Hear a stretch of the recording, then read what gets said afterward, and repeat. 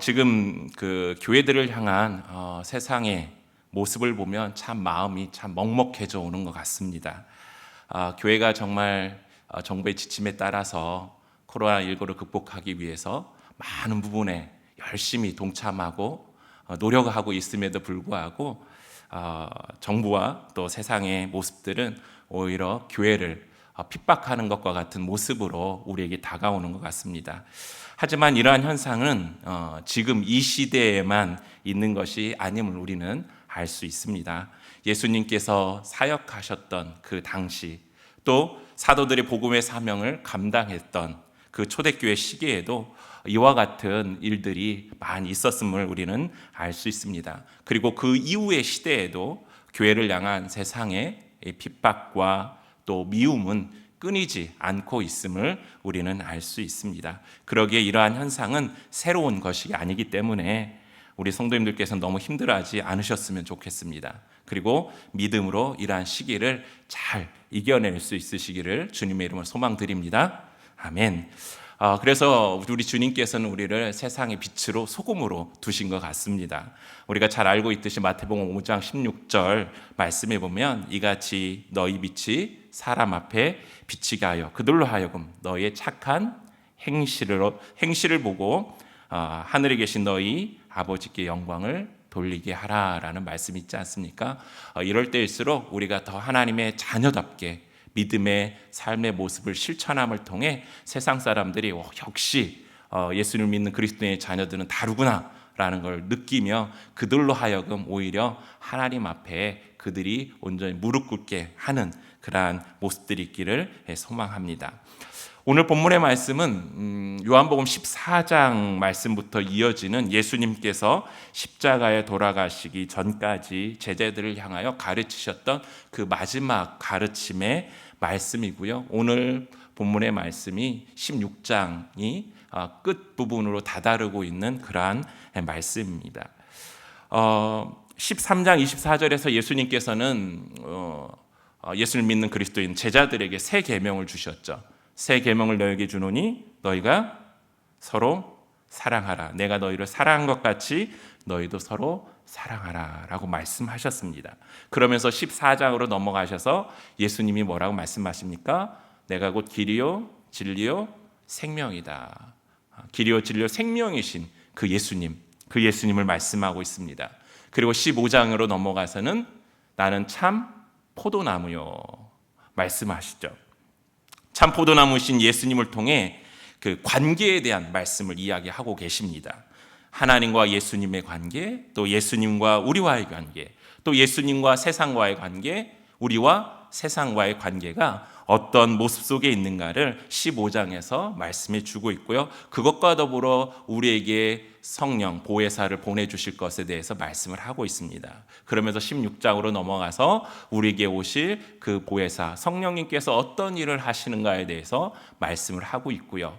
또 그 말씀을 하신 다음에 세상을 이기신 그 예수님에 대해서 우리에게 선포하고 있습니다. 예수님의 이 마지막 말씀을 묵상하면 할수록 예수님의 그 사랑을 우리는 더욱 깊이 묵상하게 되고 깨달을 수 있는 것 같습니다. 우리가 알 수 있듯이 이 16장의 말씀을 이제 마치고 나면 예수님께서는 17장에서 요한복음 17장에서 세상과 예수님의 제자들을 위한 예수님의 마지막 기도가 등장하게 되고요. 또 그 기도 이후에는 예수님께서 십자가에 죽으시는 순환을 당하시는 그 일이 다가오고 있습니다. 예수님은 아마 그것을 다 알고 계셨습니다. 그렇기 때문에 사실 지금 가장 위로와 격려가 필요한 분이 바로 우리 예수님이실 것입니다. 그러나 예수님께서는 어떻습니까? 오히려 제자들을 위로하고 격려하고 계신 것을 볼 수가 있습니다. 다가오는 십자가의 그 그늘이 제자들의 앞날을 어떻게 하면 그 어둡게 한다라는 그 암흑과 같은 그런 모습들이 보였기 때문에 그들을 지탱해 줄 말씀들을 또 그들에게 간절한 마음으로 예수님께서 가르치시고 전하고 있지 않나 싶습니다. 이렇게 예수님께서는 언제나 우리를 생각해 주시는 분이십니다. 예수님께서는 한시도 우리를 생각지 않으신 적이 없으시다라는 것이죠. 우리를 늘 항상 생각하시며 우리를 위로하시는 분이 우리 예수님이십니다. 위로하시는 주님의 은혜가 오늘 이 시간 함께하는 모든 성도님들께 임하시기를 주님으로 축원드립니다. 성도 여러분, 예수님께서는 오늘 말씀에서 보니까 세상을 이기셨다라고 말씀하십니다. 그렇다면 예수님께서 세상을 이기셨다라는 말씀의 의미는 무엇일까요? 그것은 예수님의 지상 사역을 완성하셨다라는 것입니다. 예수님께서 이 땅에 오신 그 목적, 우리를 죄에서 구원하시고 하나님의 참된 그 부활의 소망과 천국의 소망을 주시기 위한 그 구원의 사역을 완성하셨다라는 것이죠. 그렇기 때문에 하나님의 사람들이 세상에서 환난을 당할 수 있으나 너희가 담대하라라고 우리에게 전하고 계신 것입니다.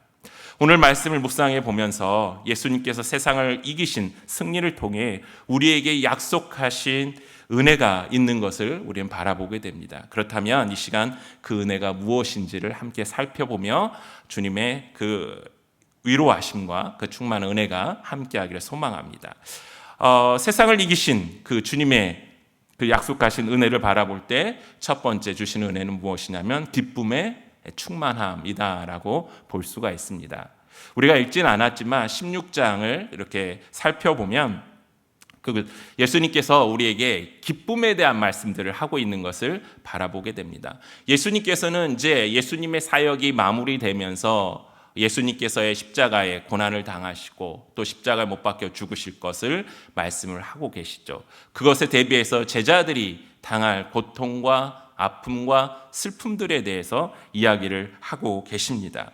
그래서 우리가 말씀에서 보면 20절 이하의 말씀에 보면 내가 진실로 진실로 너에게 이르노니 너희는 곡하고 애통하겠으나 세상은 기뻐하리라. 너희는 근심하겠으나 너희 근심이 도리어 기쁨이 되리라 라고 말씀하시죠.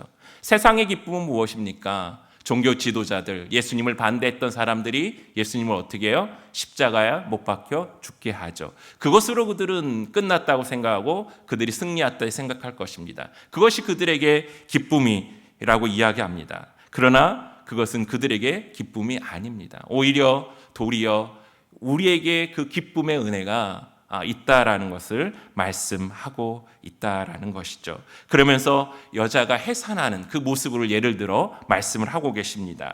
여자가 해산하게 되면 그때가 이르렀으므로 근심하나 아기를 낳으면 세상에 사람이 난 기쁨으로 말미암아 그 고통을 다시 기억하지 아니한다라고 말씀을 하고 있습니다. 그러면서 22절 말씀으로 가보면 지금은 너희가 근심하나 내가 다시 너희를 보리니 너희 마음이 기쁠 것이요 너희 기쁨을 빼앗을 자가 없으리라 라고 말씀하고 있습니다.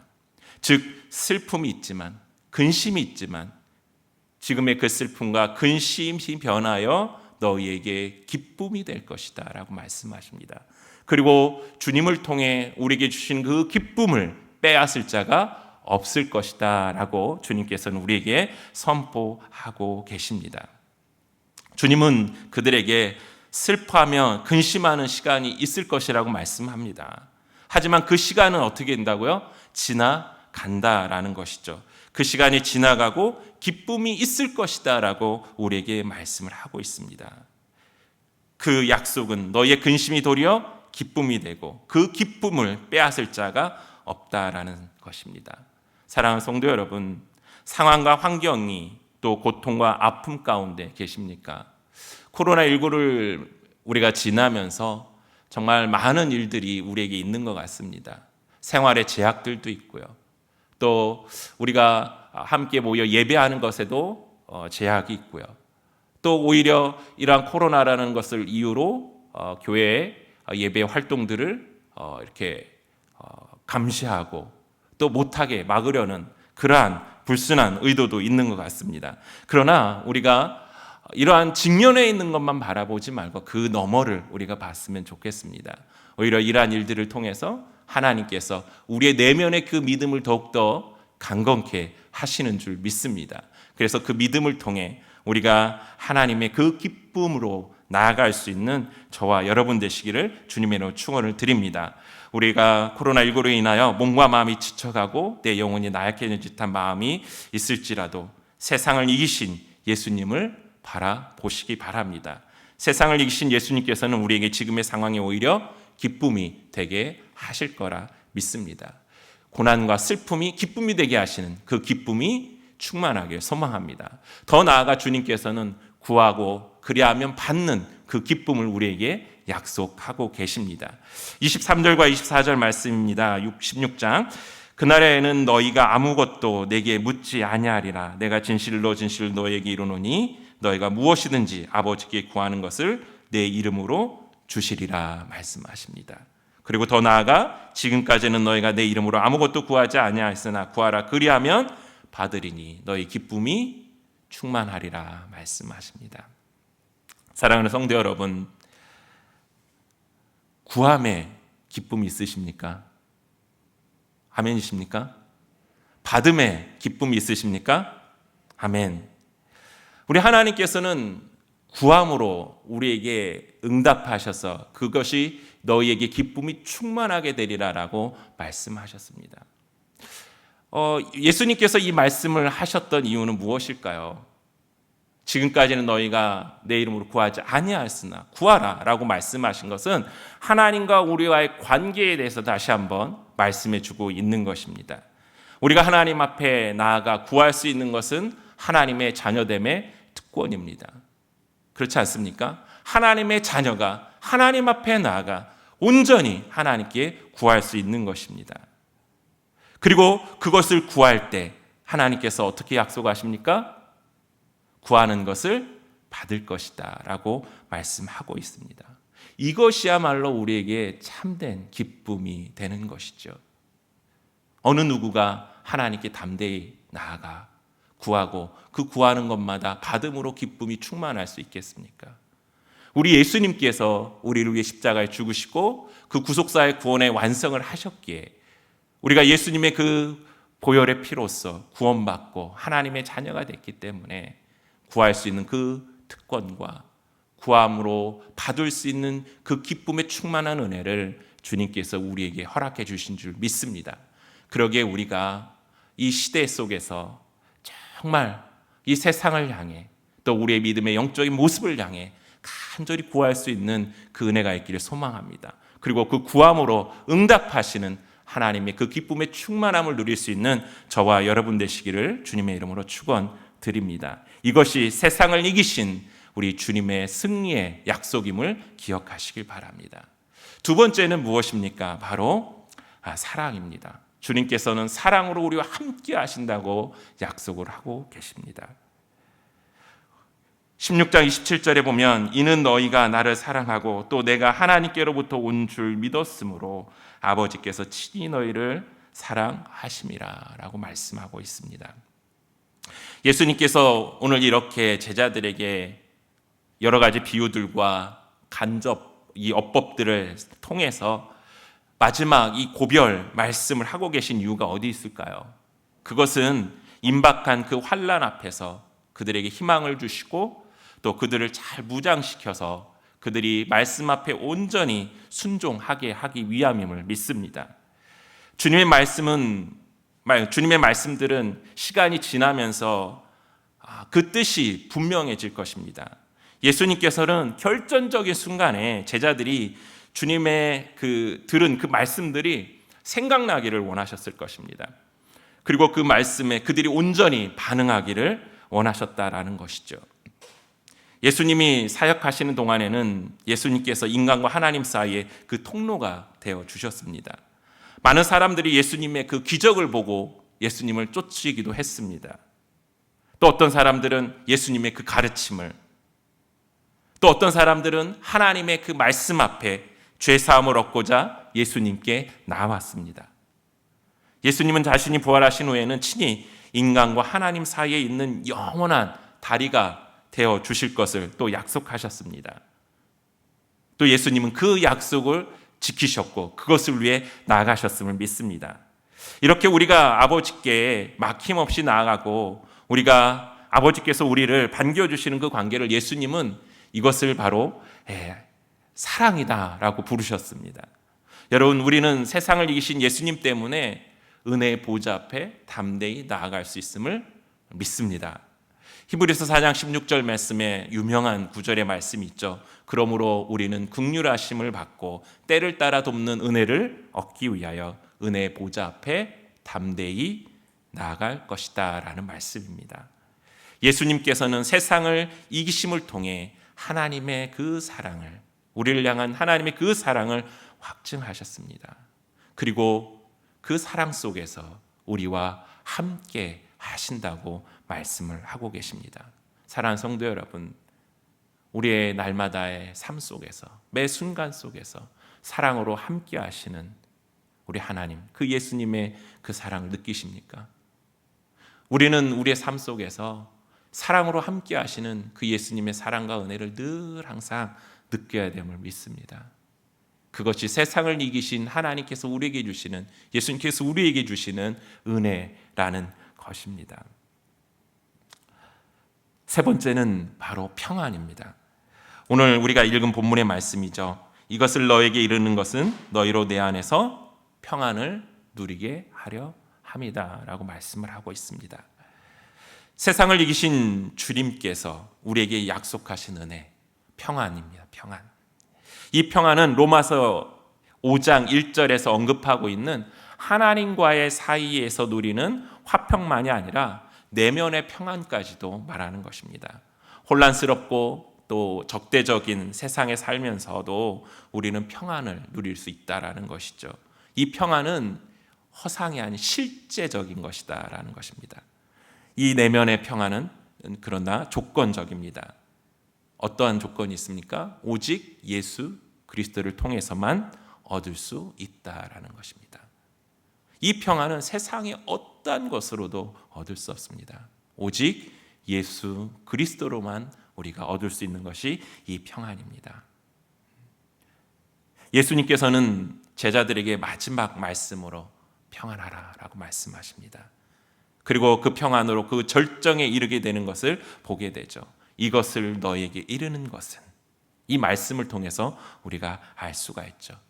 세상의 고통, 미움, 핍박, 물론 그것들이 우리에게 있습니다. 그러나 너희가 세상에서는 환난을 당하나 뭐라고 말씀하세요? 담대하라. 내가 세상을 이겼노라 라고 말씀을 하고 있습니다. 그렇기 때문에 내 안에 평안을 누리게 되는 것입니다. 사랑하는 성도 여러분, 주 안에서 평안하십니까? 아멘이십니까? 네, 주 안에서 평안하십시오. 예수님께서 세상을 이기심으로 이렇게 기쁨과 사랑과 평안을 약속하셨고 이것을 저와 여러분에게 허락하셨습니다.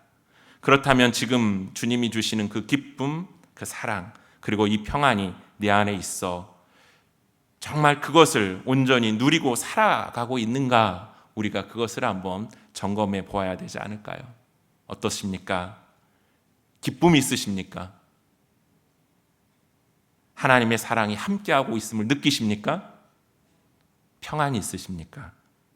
중요한 것은 이렇게 예수님께서 세상을 이기심으로 약속하시고 허락하신 이 기쁨과 사랑과 평안을 저와 여러분이 온전히 누리기 위해서는 기억해야 될 한 가지가 있는데요. 그것은 무엇이냐면 하나님을 신뢰하는 믿음입니다.